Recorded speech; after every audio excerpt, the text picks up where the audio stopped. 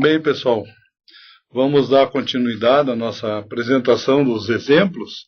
Agora vamos apresentar o exemplo, o segundo exemplo, né, que nós selecionamos, porque ele é um exemplo especial. Ele foi realizado antes do primeiro, mas didaticamente achei melhor apresentar em segundo lugar, porque ele trata-se de um exemplo diferenciado do outro. O outro é mais convencional, né? Vocês já vão entender por quê, né? Porque ele trata do aproveitamento,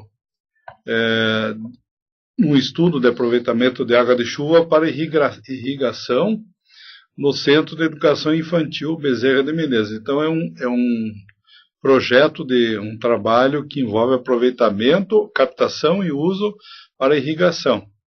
Os autores desse trabalho foram Marcos Antônio Rodrigues de Oliveira e Nathalie Adams Philipsen, que desenvolveram também um estudo que a gente apresentou, alguma consulta. Na verdade, esse estudo serviu de referência também para o estudo posterior realizado em 2012. E eu fui orientador, juntamente com a professora Maria Madalena Ribas Doll. A professora Maria Madalena pela sua formação, ela nos auxiliou muito na avaliação de demanda das culturas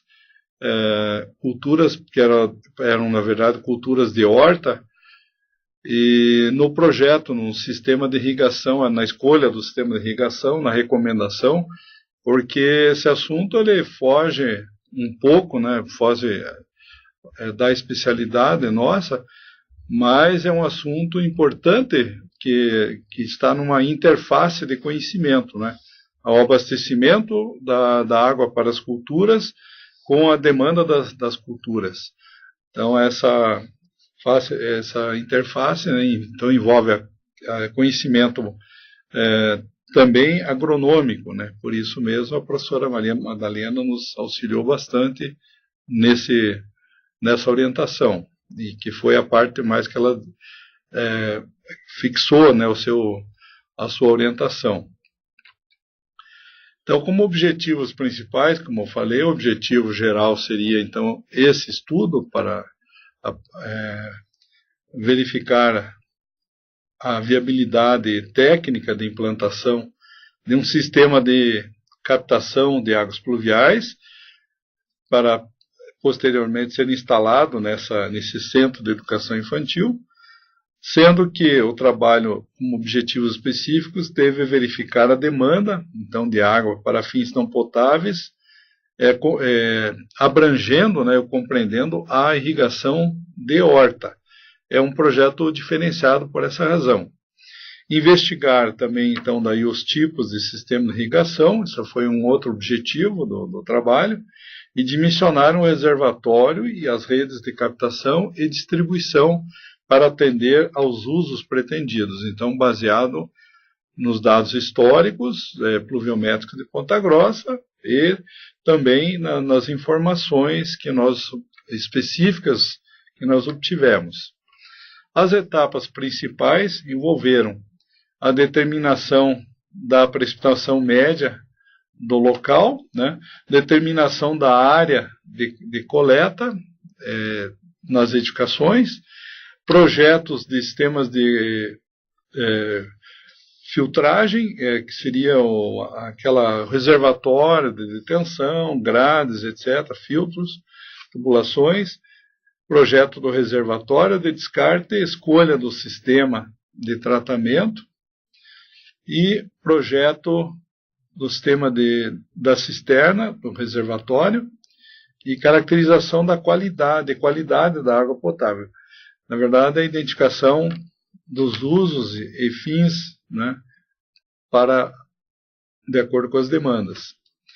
Num desenho esquemático geral, pode-se representar um sistema, né, então, como sendo, então, compreendido pela área de captação, a tubulação de adução, um reservatório de retenção, um reservatório para descarte, que seria um sistema de proteção ao armazenamento, e um reservatório de armazenamento. Né? Então, esse seria o maior, seria o reservatório de armazenamento, e aqui aquele reservatório que nós já comentamos no trabalho anterior, que é um reservatório que visa então o descarte da água das primeiras descargas atmosféricas. Entre materiais pesquisados lá também, eles identificaram preferencialmente o uso de materiais mais leves, PVC, né, mas podendo ser utilizados os sistemas convencionais e calhas, que lá existe uma mescla dessas utilizações, mas predomina o uso do PVC mesmo, na tubulação de PVC específica para aproveitamento. E o reservatório também, eles pesquisaram reservatórios, capacidades reservatórias, justamente para identificar a escolha. Na verdade, a gente comentou, só lembrando aqui, né, que os reservatórios existentes no mercado, eles podem ser reservatórios de fibra de vidro, né, como esse aqui, ou reservatórios também de polietileno, que seriam esses aqui, esses tipos de reservatório. Então, basicamente, procura-se optar por um desses tipos de reservatório para a utilização. No sistema da captação da água, na própria cobertura, ainda existe um estudo que foi realizado com relação ao tipo de grelha. Na aula anterior, da semana anterior, foi comentado também que as grelhas, esse tipo de grelha aqui, por exemplo, uma grelha plana, ela apresenta vantagem e desvantagem. Né? A principal desvantagem que ela apresenta é do entupimento com mais facilidade, por folhas, depósitos de folhas, etc. Principalmente onde você tenha muita vegetação próxima à edificação. Então, locais muitas árvores. Né? Então, esse tipo aqui é um tipo alternativo de telha que é interessante, de grelha, que é interessante porque ele é encaixado dentro do condutor vertical e ele fica parte dele para cima, a parte de baixo é encaixada, né? E a parte de cima fica acima fica mais ou menos na altura da calha, aqui essa parte superior. Então aqui a água chega por essas frestas laterais. Então, ele tem essa vantagem de poder funcionar mais tempo, né, ou espaçar, né, no caso, os intervalos de manutenção para a limpeza, né, das calhas e condutores, possibilita, então, esse espaçamento, porque a água vai subindo aqui, né, dentro da calha, e ela vai ter uma descarga, que tem todas essas alternativas de caminhos para a água percorrer, não seria só os furos superiores como é o outro sistema. Então, como essa parte fica 2/3 dentro da calha e 1/3 ainda para cima, para fora na verdade, 1/3 livre, né? Se ela fica 2/3 dentro, pelo menos fica 1/3 no mínimo, 1/3 livre. Possibilita, então, se houver um eventual transbordamento, quer dizer, não vai sair pela borda da calha, e sim vai adentrar a água por aqui. Então, auxilia nesse sentido que você possa utilizar como um mecanismo de proteção do sistema de armazenamento. E também eles pesquisaram nesse trabalho as motobombas para recalcar águas para reservatórios. Então, fizeram um estudo das motobombas mais adequadas para essa função. E o sistema de descarte seria constituído, então, num reservatório, num secundário, né, onde a água seria encaminhada, né, junto ao reservatório de captação, né, a água é encaminhada a esse reservatório. Então, em primeiro lugar, a água vai percorrer esse caminho aqui, vai encher esse reservatório. Quando a água chegar nesse nível aqui, ela começa a alimentar o outro reservatório. E a saída da água aqui é um orifício pequeno, de cerca de 5 centímetros, ou de 0,5 centímetros, né? Meio centímetro. Então, ele vai permitir, então, a liberação da água gradativamente, né, o excesso, e então vai fazer com que seja possível alimentar outro reservatório. Ele vai sair bem mais lentamente aqui, e vai encher rapidamente o reservatório, e a água vai chegar nessa posição aqui para entrada no reservatório de armazenamento.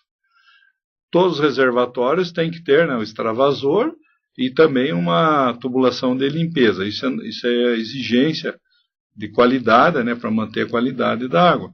Como eu falei, para você manter a qualidade também da água armazenada, há necessidade de ter um sistema adequado de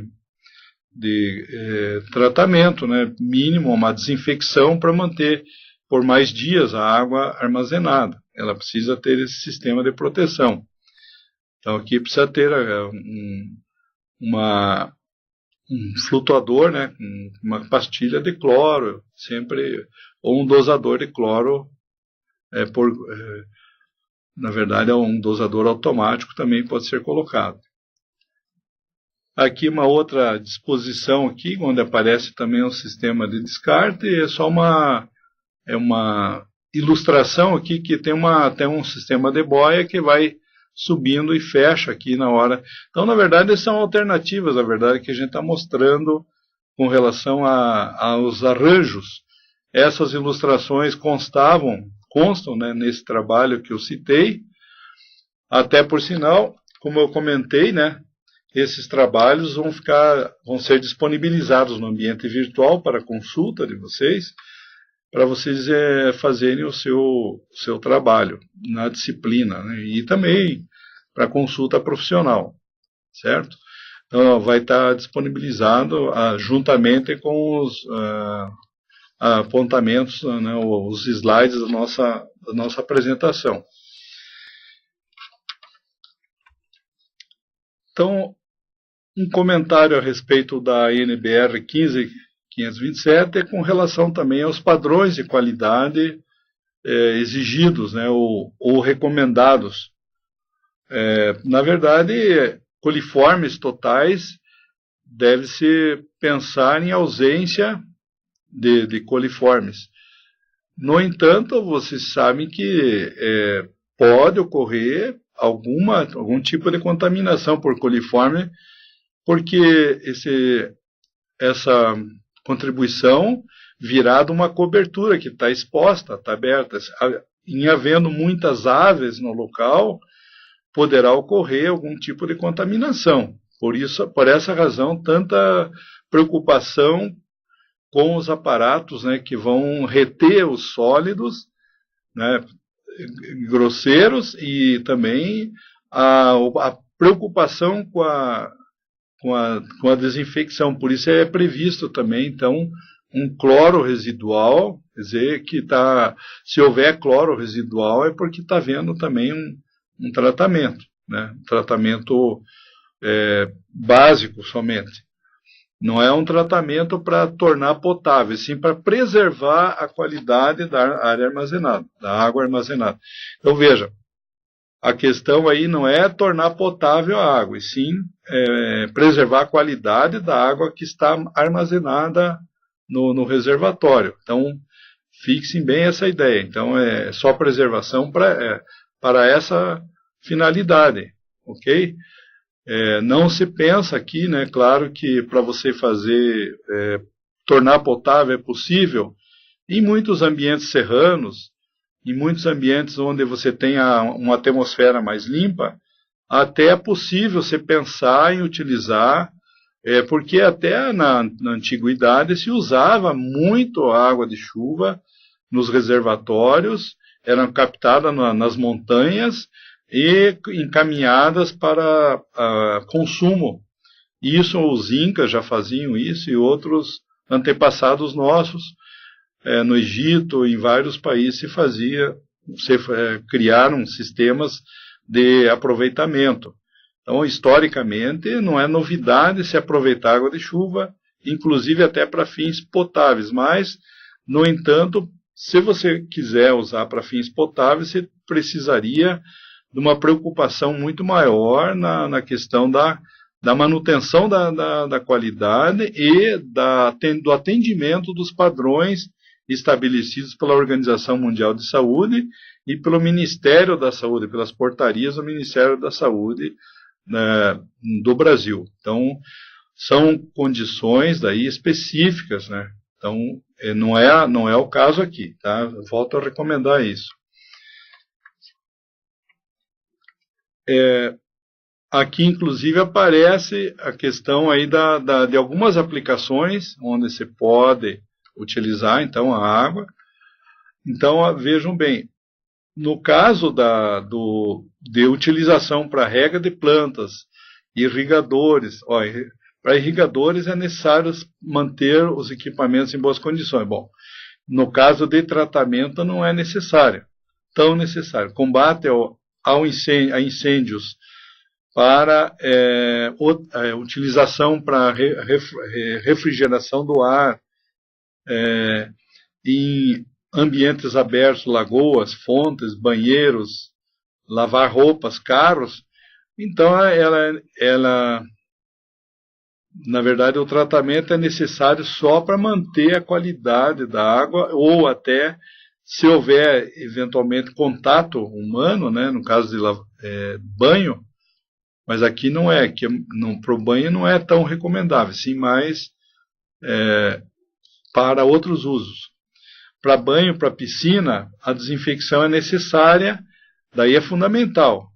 Mas isso, quem utiliza piscina, né, sabe que a desinfecção ela é feita periodicamente, e quando você utiliza, principalmente nos meses de verão, quando a temperatura do ar é elevada também, né, e hoje se usa muito sistemas de aquecimento solar em piscinas, então, em aquecendo a água armazenada, há necessidade de um tratamento permanente da água. Sempre tem que estar preservando as condições para contato, né? Então, no caso de contato, aí seria para uso para recreação, né? Para piscinas, não tanto aquele banho no dia a dia, né?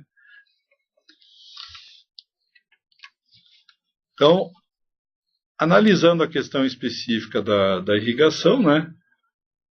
O que vem a ser um sistema de irrigação? Na verdade, é um projeto para se coletar água pluvial e nas coberturas, né? E até pode ser coletado até em pátios, né?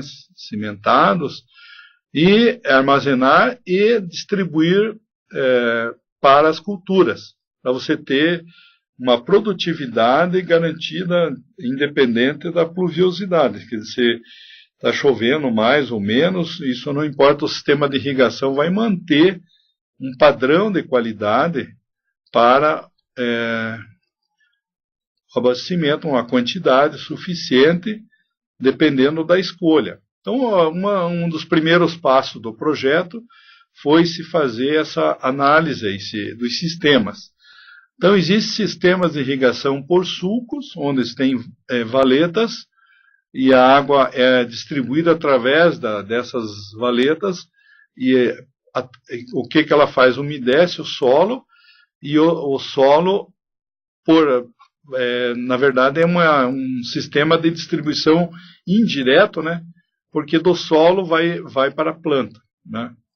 Outro sistema, um segundo sistema que foi pesquisado, é o sistema de irrigação por aspersão, onde se espalha, tem os aspersores que espalham, que rodam, né, em sentido circular, e são colocados em cada ponto do sistema e faz essa irrigação de grandes áreas. Então, esse é um sistema que permite irrigar grandes áreas. No entanto, ele é um sistema que, para culturas como hortaliças, ele é um sistema que dispersa ou desperdiça muita água, né? Que pode ser aproveitada para cultura diretamente. De repente, essa água, que é uma desvantagem do sistema, forma uma névoa e nem sempre ele está irrigando diretamente a cultura. Então, é um sistema que irriga direta e indiretamente, né, pelo umedecimento do solo. Tá? E tem um outro sistema, que é um sistema mais recomendado assim, para hortas, que é o de gotejamento, que é um sistema que você tem uma rede de tubulações, então, e essa rede de tubos, ela tem pequenos orifícios que fazem a descarga da água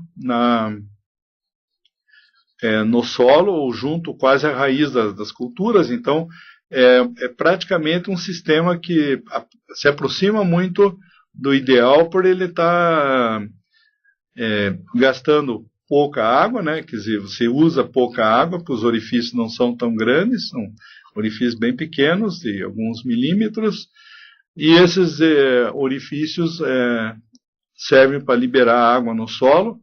Então, eles são mantidos limpos sempre, né? Desobstruídos para poder lançar água praticamente quase que na raiz da planta. Mas é um tipo de sistema que você não pode estar trafegando com equipamentos pesados por cima. Então, por isso ele é usado mais em áreas menores, né? Em culturas aí, específicas, em sistemas então projetados para essa finalidade. Então, na verdade, foram pesquisados os principais sistemas, né, de irrigação, e aqui nós apresentamos também o local de estudo. A área de estudo, ela fica situada aqui na esquina da rua João Ceci Filho com Bartolomeu de Gusmão. Essa aqui é Bartolomeu de Gusmão, aqui é a rua João Ceci Filho. Então, bem próximo à curva, onde você vai do campus para o centro, que você passa próximo, na verdade aqui é o Balarote. Então é um local bem central.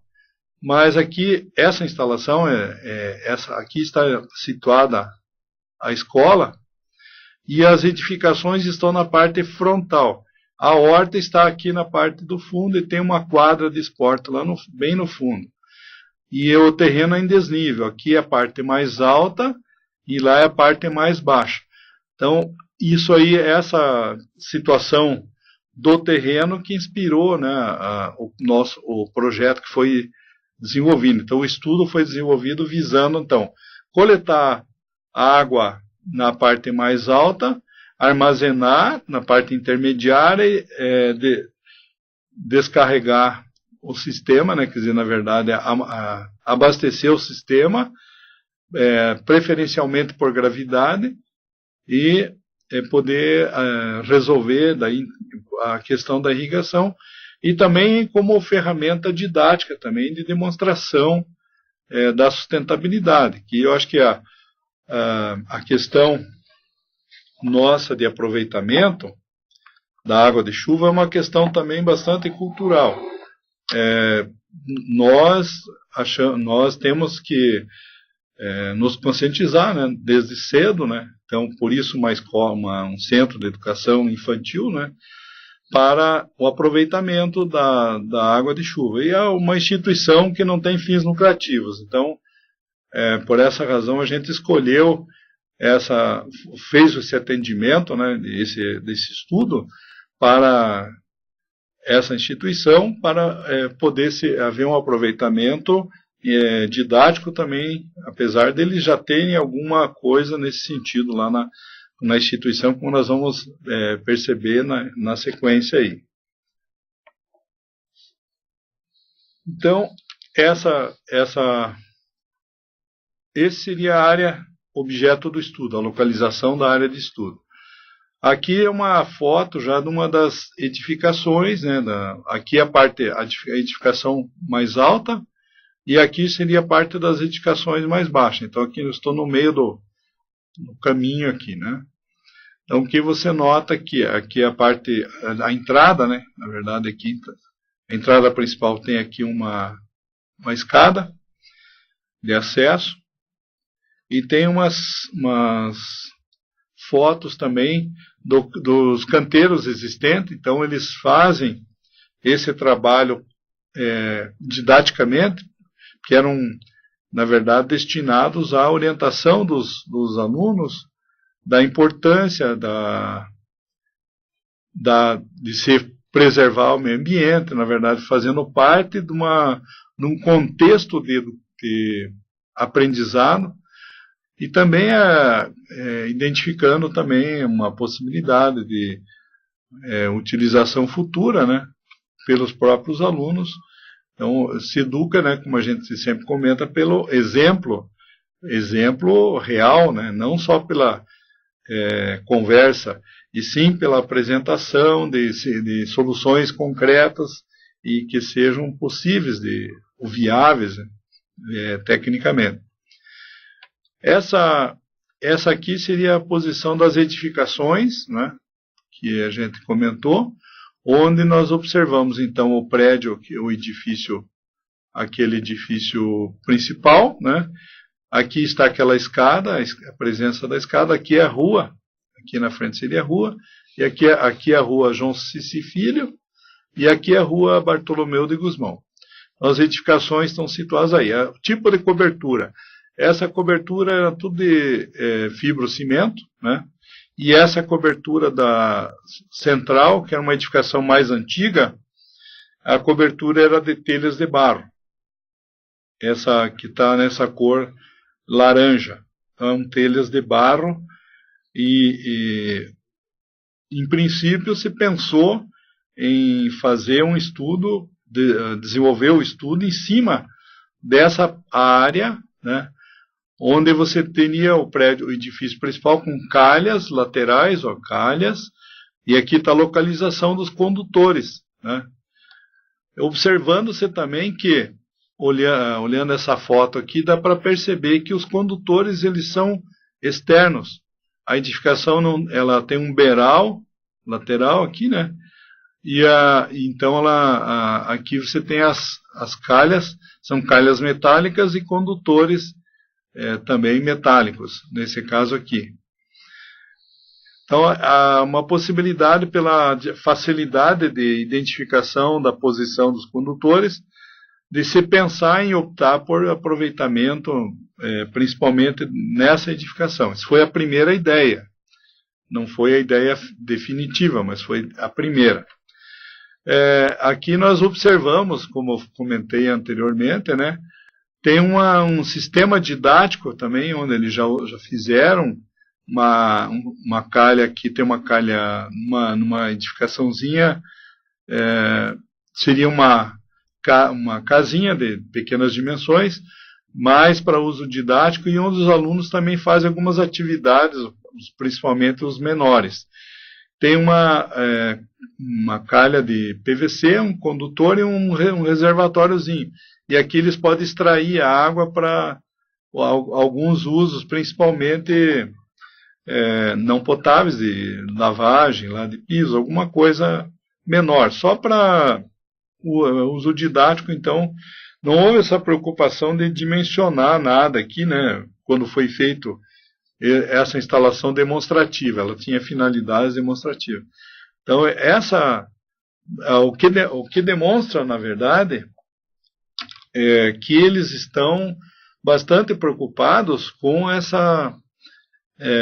esse aproveitamento. Então, eles mostraram uma preocupação ambiental, uma evolução de um processo, né, na verdade, de criação, onde se já parte dessa instalação inicial, que é uma forma de você didaticamente explicar para os próprios alunos de uma instalação maior como que ela funciona, exatamente igual à pequena, só que com outras dimensões, outras características próprias, certo?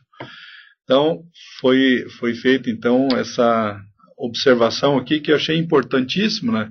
Até mencionar na nossa apresentação, porque isso me deixou muito satisfeito para desenvolver, muito motivado, inclusive, até os alunos, os formandos que estavam participando desse trabalho, também os acadêmicos, hoje profissionais, né, o Marcos e a Nathalie, também ficaram bastante motivados para desenvolver o seu trabalho de conclusão de curso.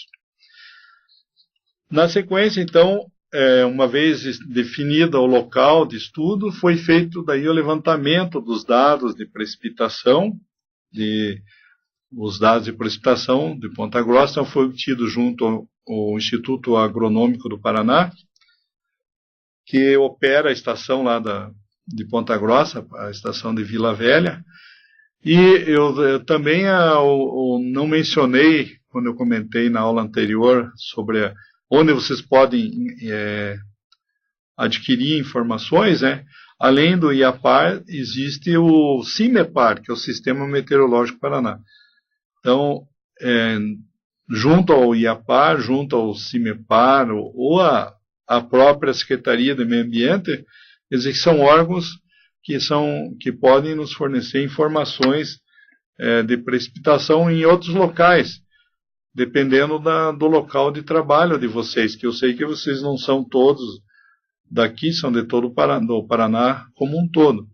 Então, que estão participando do curso, né? Então, por essa razão, se você precisar de informação em outro local, sabe onde buscar, na própria internet e na Secretaria de Meio Ambiente. Não há necessidade de ir tão longe para buscar informação, né? Eu acho que ela não está tão difícil assim de localizar. E foi também, no caso, por ser um projeto que envolve estudo de irrigação, também foram obtidos dados de evaporação. Esses dados de evaporação também são obtidos na mesma estação pelo tanque padrão, né? E esse dado também é utilizado, no caso do projeto, ele é usado porque vai ser utilizado para a avaliação da evaporação, né? A evaporação e a evapotranspiração. No caso da cultura em si, né, é a evapotranspiração. Então, no caso, você utiliza o dado do tanque classe A, né, e utiliza-se aqui um coeficiente onde se multiplica por cultura a previsão de evapotranspiração do mês. Eu pego o total aqui mensal da evaporação medida no tanque padrão, daí multiplica pelo coeficiente do tanque, né, 0,85. E depois esse valor anterior, calculado, né, o ET0, multiplica-se pelo coeficiente de cultura daí. Na verdade, esse coeficiente KC. Então, veja, multiplicado duas vezes. Eu vou voltar aqui na expressão anterior. Aqui eu tenho o ET0, que é a evapotranspiração de referência ocorrida no mês, que é em função da evaporação. Então, eu vou multiplicar por 0,85 e tenho a evapotranspiração de referência.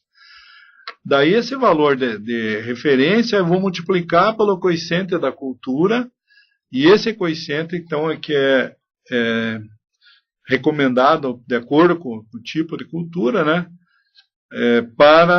que eu vou multiplicar para depois poder fazer a avaliação da demanda da cultura.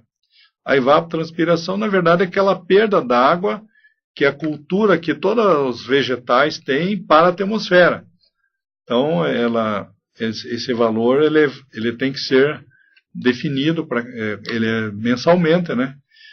E o volume de água a ser reposta, que se é uma perda d'água, tem que repor, né?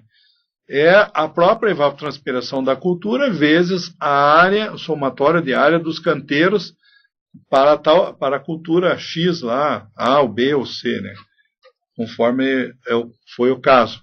Então, esse trabalho que foi a parte inicial para avaliação de demanda. É uma avaliação totalmente diferente, né? Totalmente diferente da avaliação do trabalho anterior, né? Então veja que o principal diferencial desse trabalho em relação ao anterior é que no anterior a gente fez uma avaliação através de um trabalho, de uma avaliação de consumo de água para lavagem de veículo, um valor médio de consumo, vezes o número de veículos, o número de lavagens, o tipo por tipo de lavagem, cada tipo tem um consumo, né? Então foi feita a avaliação assim, seria no entendimento nosso mais fácil de avaliar do que esse, que é uma coisa bem específica, na verdade.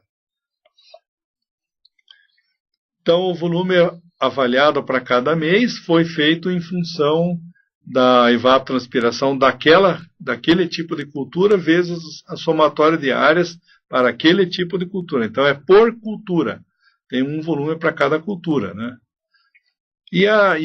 O volume captável já é a nossa conhecida expressão, né? Onde nós fizemos a avaliação do coeficiente de escoamento superficial da área em estudo, né? E vezes a precipitação média mensal de chuva, né? Altura média, a área de coleta das águas pluviais, o A, né? E o N é o fator de captação. Aqui foi adotado 1.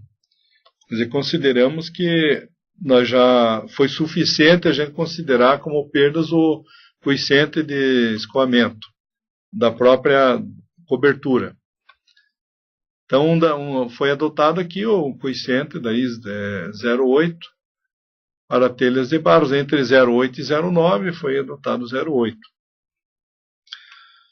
E o reservatório de autolimpeza foi feito também dentro daquela proposta de se não ultrapassar 1 litro de água por metro quadrado de área de cobertura.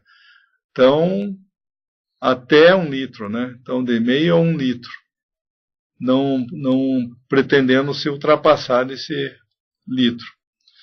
Para se fazer, então, veja bem, se fazer a avaliação do volume do reservatório, se pré-dimensionar, foi usado exatamente o mesmo método, até foi a primeira aplicação que nós fizemos do método aqui, né, na nossa comunidade.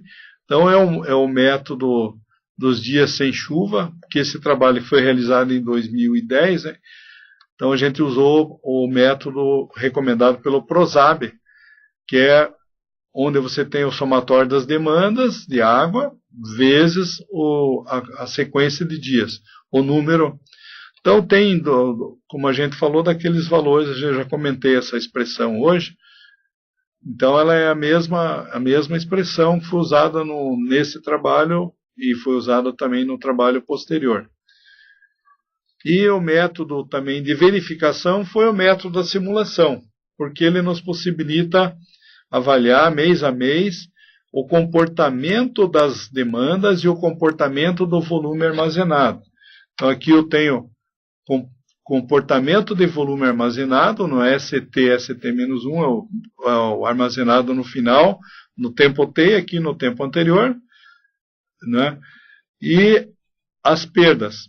Nesse caso também, como o reservatório era fechado, a gente trabalhou com as perdas referente à demanda, sem considerar perda por evaporação. Isso no sistema, dentro do sistema de armazenamento, né?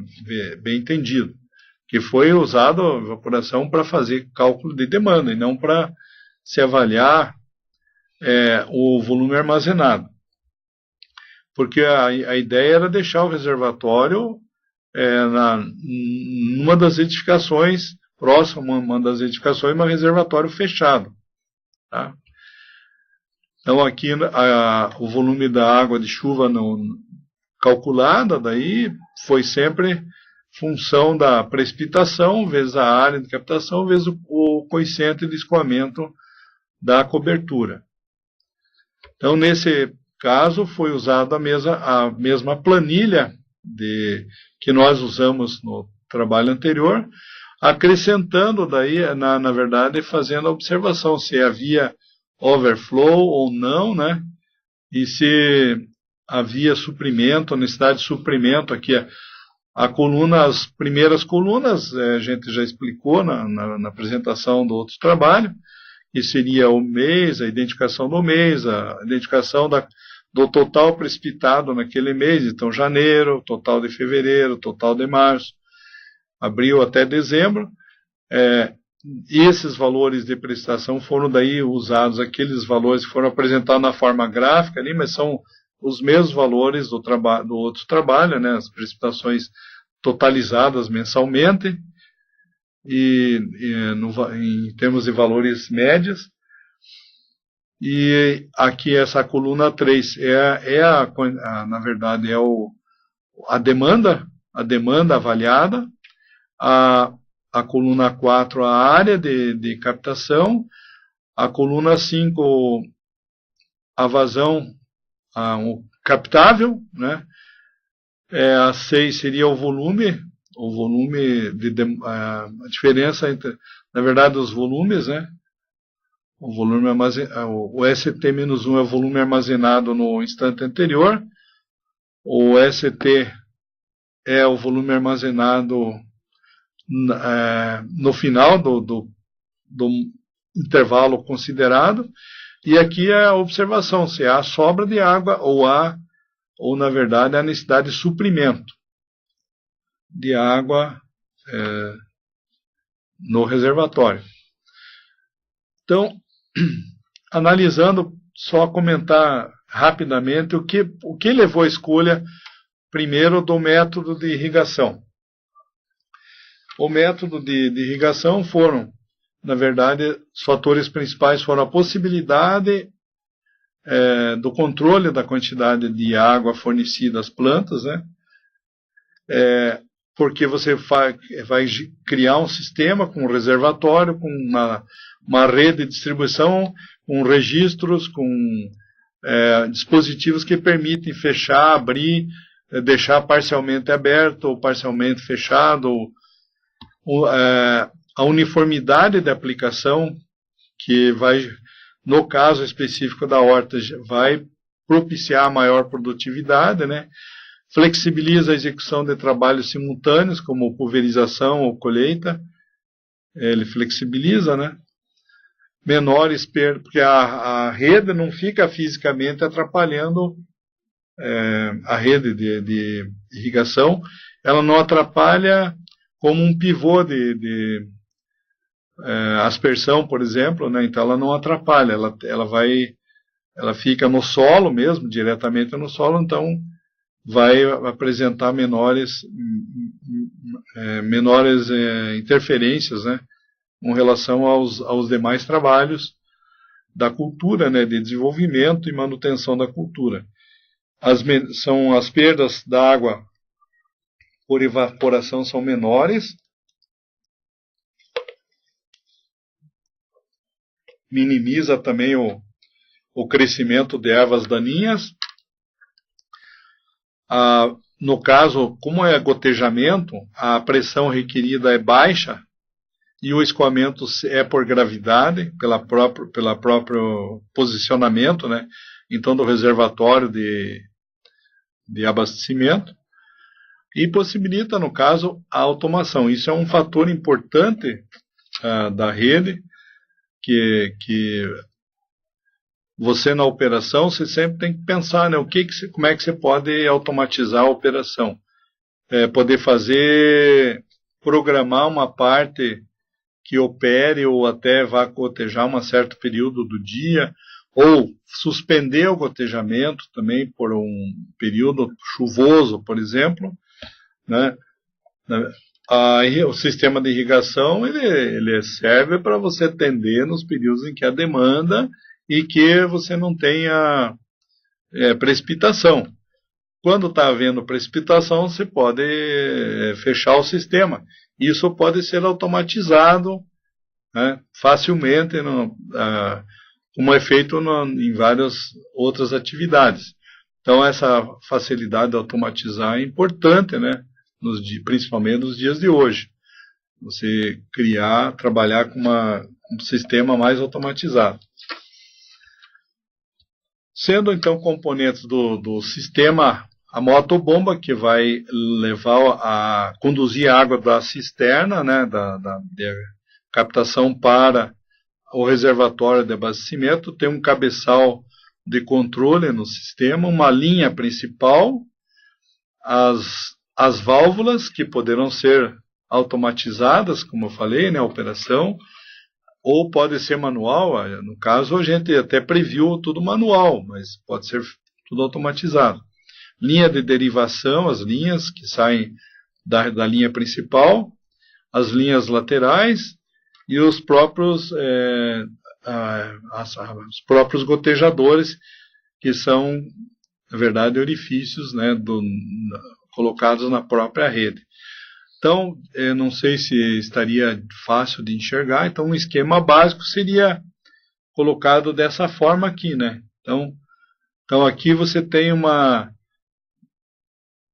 sistema de elevação, que seria a adução, aqui o cabeçal de controle, que seria onde eu vou colocar o reservatório, vou pôr uma estrutura metálica, previu-se lá, no caso, uma estrutura metálica, para se estabelecer a alimentação da rede. E a rede em si, né, que seria a linha principal, as linhas secundárias, né, e as demais, e as tubulações laterais, né, derivações, são todas derivações e as tubulações que servem, então, para abastecimento. Então, é um sistema de concepção. Então eu posso isolar um setor. Se eu não estiver desenvolvendo cultura num determinado setor, pode ser fechada a válvula nesse ponto aqui, né? E não vai para lá. Continua vindo pela linha principal, mas fecha do ramal. Então você pode fechar os ramais, qualquer um dos ramais, alternar o fechamento ou fazer uma operação conjunta. Isso fica bastante flexível. E é um sistema, então, de abastecimento por gravidade, havendo o nosso controle, então, nesse reservatório. É o reservatório principal ali. Tá? Bom, para calcular a vazão nos orifícios, né? Orifício, usa-se a fórmulazinha de orifício mesmo, né?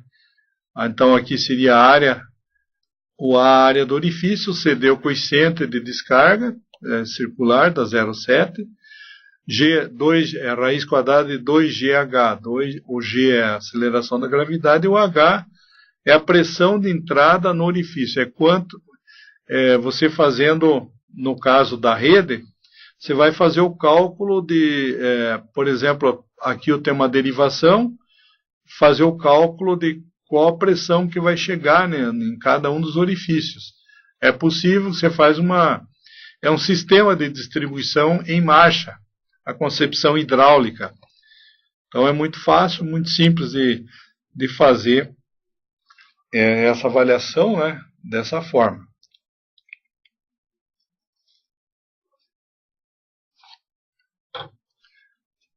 Então, assim você calcula daí a vazão em cada orifício, você tendo a previsão da altura de pressão em cada ponto. Então você parte da pressão necessária para você achar a cota do reservatório, né? Você vai partir do extremo, né? Aonde que seriam os pontos mais favoráveis.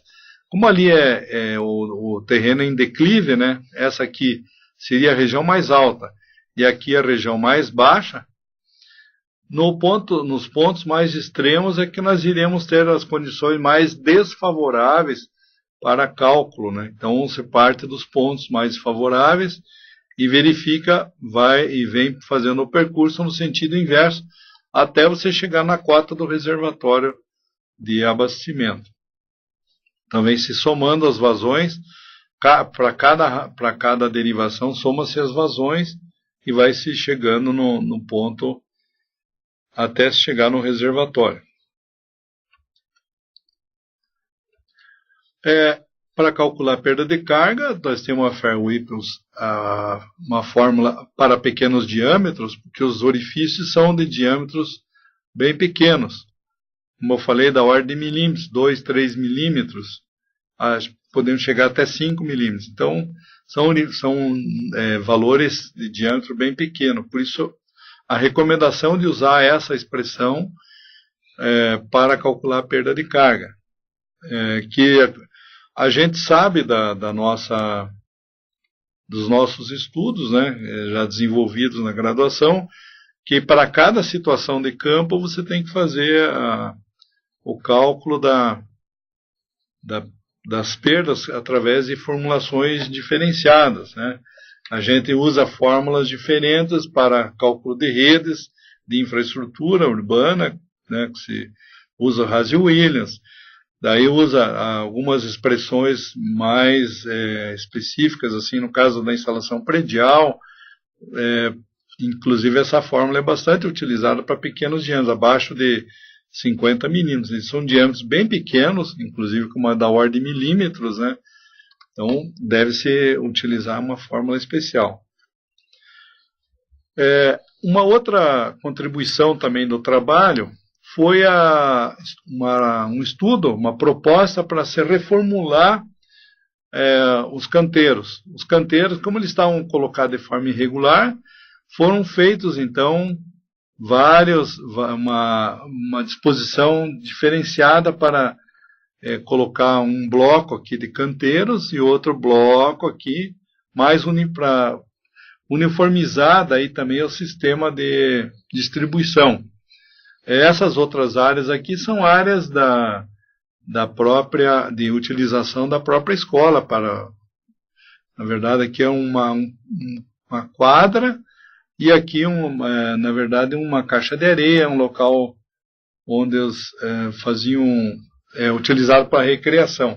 E não tem muitos espaços aqui na parte superior entre as edificações. Então a parte do lazer é feita nessa próxima, então, região. Então, eles atravessam a área dos canteiros aqui para ir para a recreação.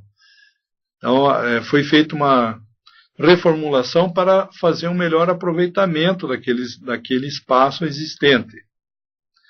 Então, foi feito um nivelamento, obtido, então, toda a configuração do terreno para poder se fazer a avaliação das perdas, né, e pressões. Então aqui aparece melhor aqui, né, nessa figura, a resolução está melhor para se enxergar. Então essas áreas em verde seriam as áreas dos canteiros. Aqui essas primeiras aqui todas seriam as áreas das edificações. E aqui as áreas de recreação, aqui e aqui, né? Então elas seriam as áreas a serem preservadas para a recreação naquele espaço.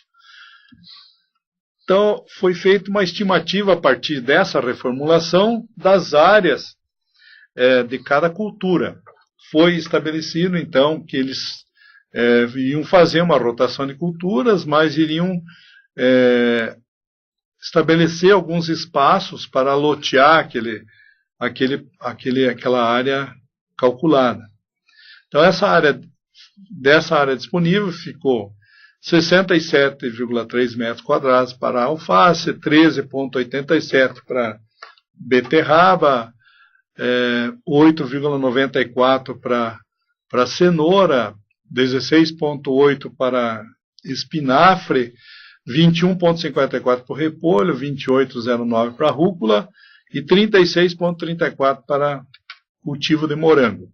Então, somando essas áreas, deu a área total das culturas, mas como a gente tinha que calcular as demandas em separado, para cada cultura foi multiplicada a demanda de cada uma através da evapotranspiração. Para alface, para beterraba, para cenoura. Então foram obtidos dados para cada uma das culturas. E aqui nessa tabela, então, aparecem as demandas de cada cultura. Então aqui nós temos para janeiro a demanda da alface, beterraba, cenoura, espinafre, repolho, rúcula, morango, chegando-se a uma demanda hídrica mensal de 4,6 metros cúbicos.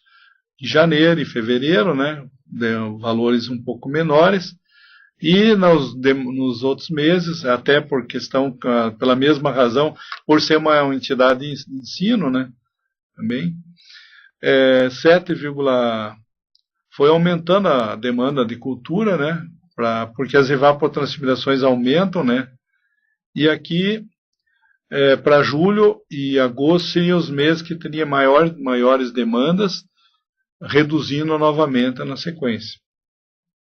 Chegou-se a 14,21 em agosto. Então, o passo seguinte foi avaliar, pela aquele total, já se definiu também qual seria aproximadamente a área a ser utilizada da edificação para verificar se essa somatória de demandas, voltando aqui só um momentinho, como chegou em 96,62 metros cúbicos para o ano todo, né, foi comparado com a disponibilidade hídrica, ou volume captável para o ano todo, e se verificou que aquele edifício realmente era suficiente, que ele com cobertura de telha de barro, era suficiente aquela área para atender esse volume captável. Então foi interessante isso, porque daí já foi uma primeira decisão. Então vai ser um único edifício, tá? Então a primeira conclusão. Então a seguinte foi fazer uma comparação do volume captável mês a mês e as demandas. Então a demanda está aqui nessa linha, né, inferior, e o volume captável está na linha superior. Então notem que no mês de agosto as duas linhas são bastante próximas, no entanto, o volume captável é superior ainda à demanda hídrica, né, nesse mês, mas em todos os momentos do ano ele é suficiente, né? Pegando a área da edificação, ela era suficiente. Foi feito daí a avaliação do dimensionamento do reservatório em função dos dias de chuva. Para isso, foi utilizado aquele método ProSAB. Como eu já expliquei, né, no trabalho anterior, foi feita a avaliação dos dias consecutivos, os valores esperados para dias consecutivos sem chuva, no período de janeiro a dezembro. Então esse foi o trabalho original, também que foi desenvolvido por essa equipe, e daí serviu de referência para o trabalho seguinte, que foi utilizado, assim, foi aproveitada essas informações no outro trabalho, que é que isso aqui pode ser utilizado em qualquer trabalho, independe do objetivo do trabalho, né? Então foram analisadas duas hipóteses. A primeira hipótese avaliando o volume de 6,3 metros cúbicos para o reservatório. Foi feito, então, 6,3 metros cúbicos, seria primeiro cálculo do volume em função dos dias a sequência de dias sem chuva, e a segunda hipótese foi buscada a informação de na verdade, nos catálogos de fornecedores, como nós poderíamos fazer daí a adaptação a uma dimensão comercial. Então, nesse caso, foi encontrado, então, o mais próximo seria 5. Eu teria, naqueles reservatórios de fibra, esses prontos de catálogo, ou tanto de fibra ou quanto de polietileno, né? E o de 6,3 ele não é uma medida comercial, 6.300 litros. Mas foi feita a comparação entre os dois para se concluir alguma coisa. Então, fazendo a avaliação,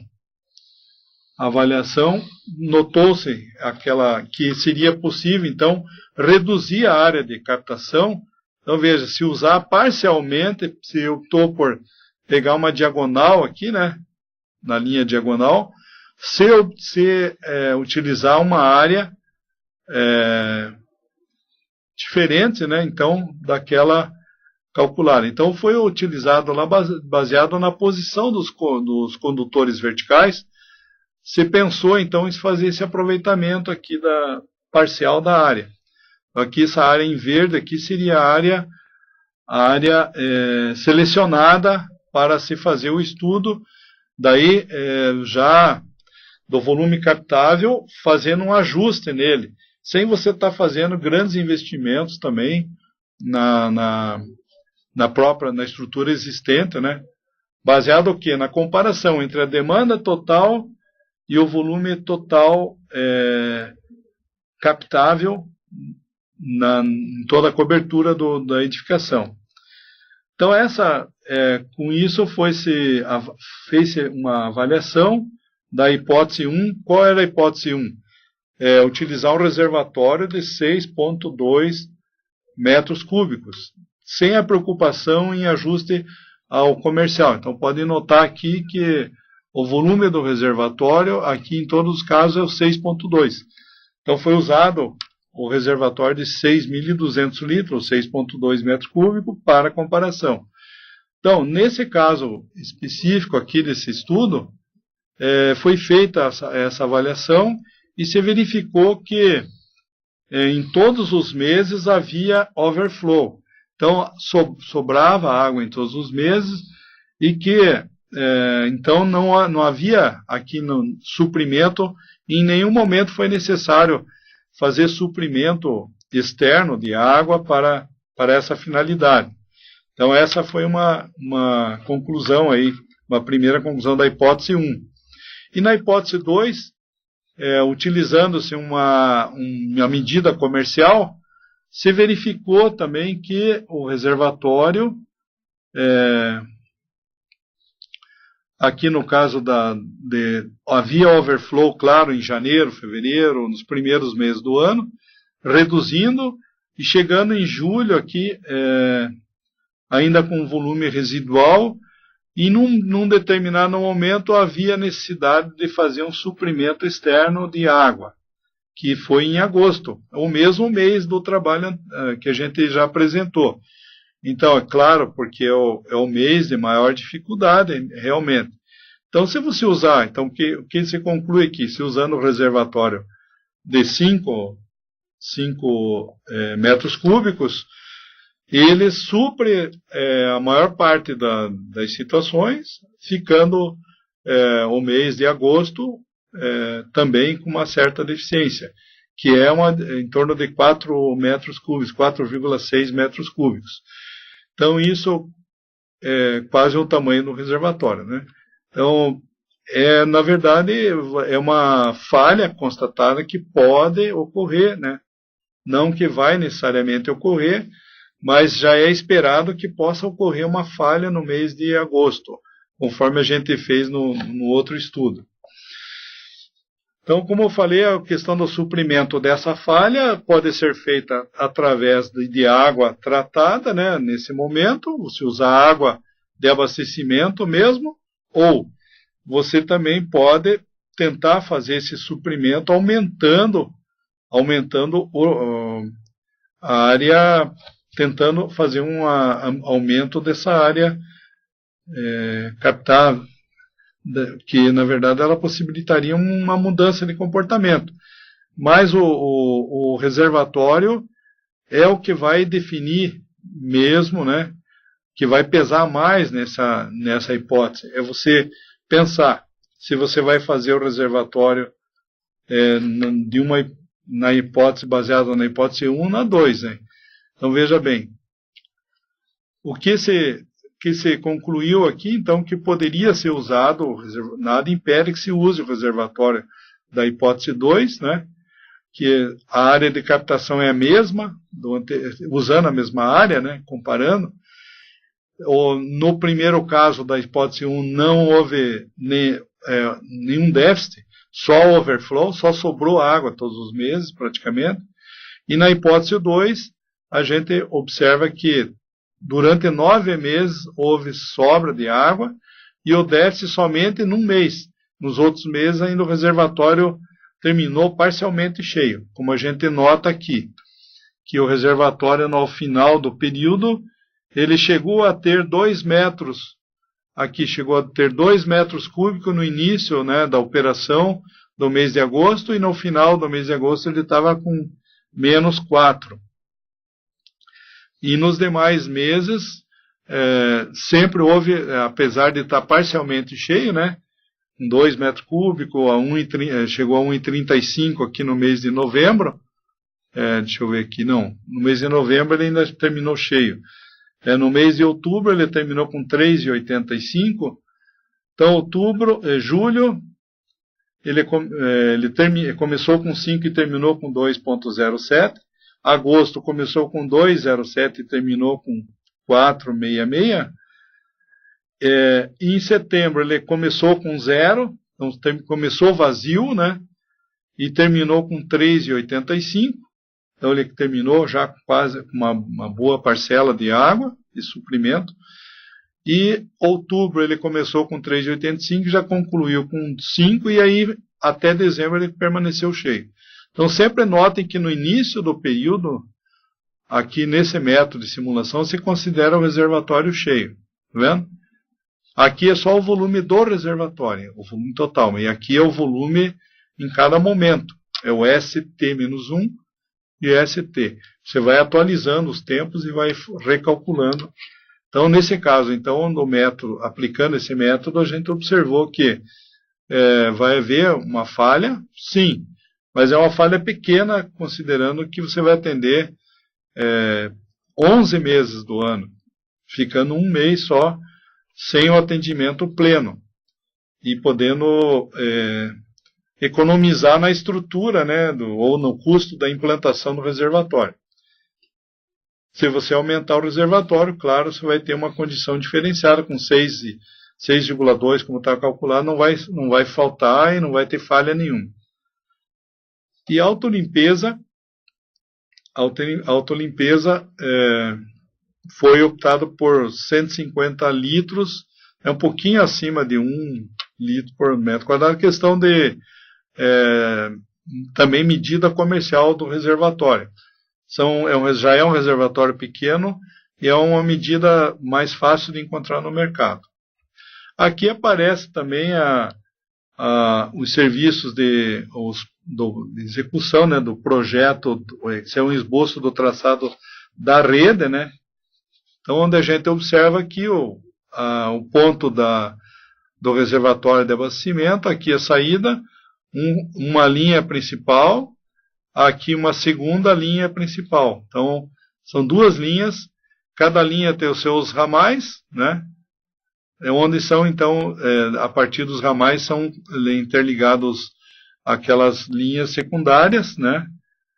As linhas secundárias e as linhas laterais, então se criou assim uma rede, se preferiu aqui no caso, se optou por fazer circuitos fechados aqui, para possibilitar uma melhor distribuição de pressão e melhorar o desempenho hidráulico, né, de funcionamento da rede. Então aqui estariam as linhas de alimentação, né, internamente aqui, e os anéis, através desses anéis, os anéis de distribuição. Facilita bastante, você cria um plano de pressão mais equilibrado para você poder atender as demandas. Então, essas linhas aqui, na verdade, seria mais ou menos a concepção da ideia da rede que foi proposta nesse projeto. Então, essa seria a ideia da rede do projeto. E aqui, como conclusões aqui, né, principais, a gente pode dizer que foi uma experiência bem interessante de avaliação, aprendizado tanto para o aprendiz quanto para o próprio orientador, né, porque você está trabalhando assim numa área, uma interface de conhecimento, é interessante para a gente, como pesquisador também, isso é importante você trabalhar e sempre é tempo de todos nós aprendermos, né? Então a escolha do método mais econômico de irrigação, a discussão entre os orientadores, para compor a ideia da proposta do projeto em si, né, de readequação dos canteiros, a delimitação da área de captação foi interessante, porque pela demanda você vai chegar nessa delimitação, né, e a escolha da melhor hipótese de cálculo, uma eficiência bem razoável da ordem de 90%. Então, como eu falei, uma falha em 11 meses de operação é bem interessante, né, você ter, porque você suprir, já que é um sistema, na verdade, o sistema que você está calculando é um sistema alternativo. Ele não é o sistema principal. Você já tem a rede abastecendo. E atualmente, como é feito isso? É utilizada a água tratada. Então, se você está fazendo uma proposta de alternativa de aproveitar a água de chuva, que se armazena temporariamente, e depois libera gradativamente no sistema, você está contribuindo também com a redução da sobrecarga que ocorre nos sistemas de drenagem urbana. Porque a gente já, na semana anterior, viu que quando você urbaniza um local, constrói uma edificação, ou está ocupando uma área de uma bacia hidrográfica, está interferindo principalmente na impermeabilização, na retenção de água no sistema.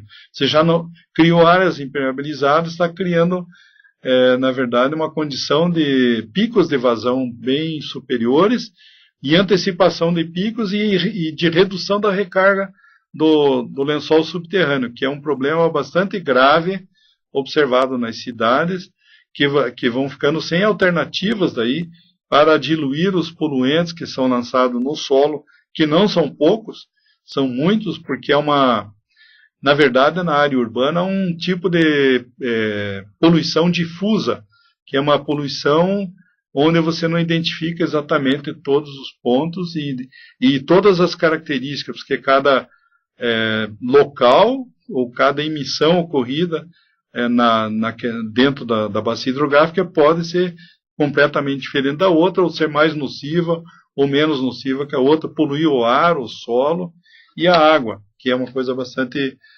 na verdade, a água é um elemento fundamental para a nossa subsistência. E também eles fizeram aí desse trabalho algumas sugestões para trabalhos futuros, conforme a gente segue, a gente orienta também nos trabalhos que são realizados mesmo na graduação, que vá se fazendo esse exercício de se propor novas ideias. Então, eles fizeram pediram assim, recomendaram que se fizessem estudos para verificar o potencial de utilizar de economia de água potável, utilizando esse aproveitamento para outros usos, não só para irrigação, né, que não foi feito nesse estudo, né, no caso, utilização em banheiros e outras utilizações, estudo de implantação de reuso de águas cinzas, que também é uma outra ideia, né, mais para frente, se utilizar água usada em lavagens, etc. Uma análise mais detalhada de água de chuva também, para verificar como se poderia fazer o controle, ver a qualidade da água. Isso não foi feito um estudo de qualidade da água, né, estimativa de custo de implantação, de aproveitamento. Enfim, são várias opções que você tem, né, de se realizar estudos para se aproveitar a água de chuva. E, como eu falei, ela depende muito também das condições atmosféricas locais. Claro que se você tem um ambiente urbano onde há muita poluição atmosférica, muita emissão atmosférica, não há controle sobre isso, poderá ocorrer, então, a famosa chuva ácida, poderá ter compostos que vão ser incorporados, compostos químicos e também orgânicos, né, que vão ser incorporados à água que está sendo precipitada. Então, os particulados presentes no ar, por isso que a gente fala, não, houve uma chuva, limpou a atmosfera. Realmente, está correta essa visão popular, né? Não limpou a atmosfera, ele limpou realmente. Porque a água, a precipitação vai possibilitar a agregação e a remoção de muitas partículas sólidas que estão em suspensão no ar. Melhora as condições até de respirabilidade para todos nós, então melhora os problemas respiratórios de todos nós. Então isso é muito importante na cidade. Agora, então, veja, para nós finalizarmos então essa nossa apresentação desses tópicos especiais, eu gostaria de propor para vocês um estudo, que vocês façam uma escolha de uma situação de campo específica e fazer um estudo de aplicação dos métodos. Não seria todos os métodos, não seriam todos os métodos, de alguns vocês podem fazer, como nós fizemos aqui, 2 métodos, um método da norma e um método que não pode não ser da norma, ou 2 métodos da própria norma, mas não importa. Veja, é importante ver que vocês consigam algumas informações. Então, a cada etapa que vocês conseguirem, né, vai ter quer dizer, nós vamos avaliar daí esse trabalho de acordo com o grau de aprofundamento que vocês conseguiram chegar, né, nesse trabalho, né. Eu acho que é importante se fazer esse estudo, né, para vocês aplicarem, senão fica muito no campo teórico. Então, cada um de vocês deve estar desenvolvendo um trabalho em alguma instituição mantida pelo governo do estado do Paraná, dentro desse programa de residência técnica. E então, nesses locais, vocês podem fazer, inclusive, o trabalho. Se vocês tiverem uma equipe, melhor ainda, fazer 2, 3, é sempre melhor para discutir as coisas, mas procurem escolher, então, um local. Se alguém está fazendo numa instituição de ensino, se for, aqui tem dados da nossa cidade, criar um objetivo do trabalho. Qual seria a ideia? Vamos tentar. Eu vou dar um exemplo também. Vocês poderiam fazer, se eu estou fazendo uma instituição de ensino, eu posso pensar em fazer uma avaliação de demanda de água para descarga de vasos sanitários, por exemplo, e de lavagem de pisos. É uma ideia. E fazer pelo menos uns 2, 3 itens de escolha, assim, para vocês fazerem a avaliação de demanda. E em cima dessa avaliação de demanda, daí fazer então a avaliação de um pré-dimensionamento do reservatório e aplicar um dos métodos.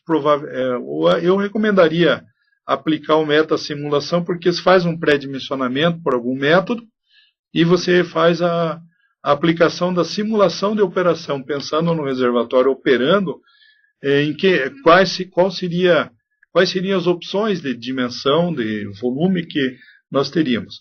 Eu acho que é interessante, porque são opções, né, que vocês terão diferenciadas, e isso vai diferenciar cada trabalho. Não tem por que eu vou falar, não faça para uma situação hipotética.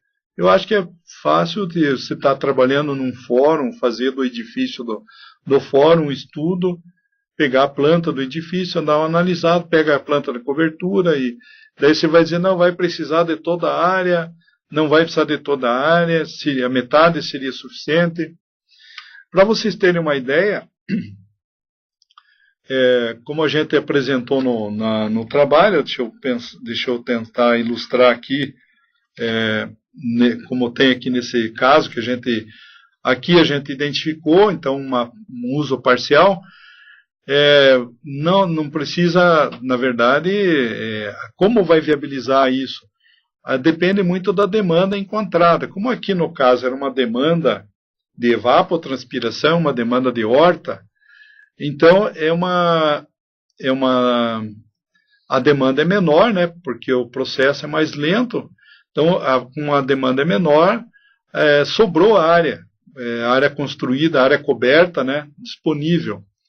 Mas, de acordo com a altura da edificação, né, então, com a verticalização, a viabilidade vai se reduzindo. Ou seja, o que eu quero dizer? Se eu tenho um pavimento, aqui no caso, uma edificação com um pavimento ou dois pavimentos, né, ela consegue atender também numa demanda de vasos sanitários, por exemplo, ela poderia atender tranquilamente com essa área coberta e até parcialmente com essa área. Aqui eu estou atendendo a horta, mas eu poderia atender, com o restante eu poderia atender os banheiros, por exemplo. Então isso não foi visto nesse projeto, mas é um estudo que pode ser feito, né, e ser avaliado dessa forma. E existem vários parâmetros aí de referência que vocês podem utilizar para consumo, né? E um dos vilões das edificações são os vasos sanitários, né?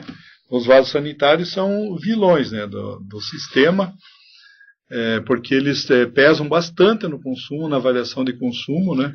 E você precisa daí fazer essa avaliação. Então, vocês podem utilizar, então, dessa forma. Então, eu acho que é um trabalho interessante para uma aplicação direta, né, daquilo que foi visto aqui nessas aulas em que nós procuramos resumir para vocês essa metodologia e as metodologias que são utilizadas. Vocês viram que cada trabalho ele teve uma estrutura semelhante, mas a parte da avaliação, o que diferenciou um trabalho do outro aqui? Que as demandas são diferentes. Você está trabalhando com um universo de cultura e de horta, e o outro lá, na verdade, era para lavagem de veículos e tal. E então, em cada situação, vocês vão ter um caso à parte para ser analisado, né? E vocês tendo dúvidas, vocês poderão postar as dúvidas, a gente poderá fazer contato através do ambiente virtual.